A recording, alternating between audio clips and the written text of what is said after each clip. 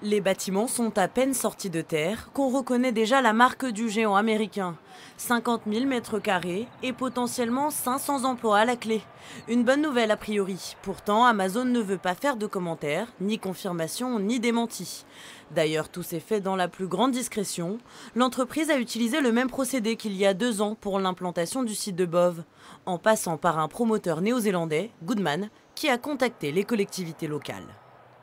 Il est venu voir en disant, voilà, on cherche un grand site de 50 000 m² à implanter et donc vous êtes en concurrence avec d'autres endroits pas très loin de Roissy. Il a fallu que l'on réagisse vite. Alors la ville a changé rapidement son PLU avec l'architecte des bâtiments de France et c'était une belle performance de le faire en si peu de temps.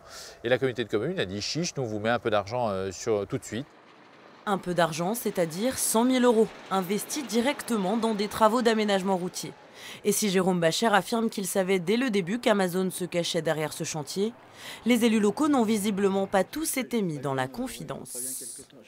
J'en ai parlé à une collègue, le maire de Mont-l'Évêque, pareil, qui maintenant est un petit peu inquiète compte tenu des flux et des sorties de véhicules qui vont avoir lieu sur la route entre le carrefour et Mont-l'Évêque, qui est un peu plus loin.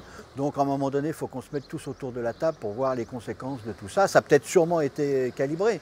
Enfin, à la date d'aujourd'hui, on n'en a pas. Donc on n'en a pas d'informations. C'est tout à fait normal qu'on soit inquiet sur le projet.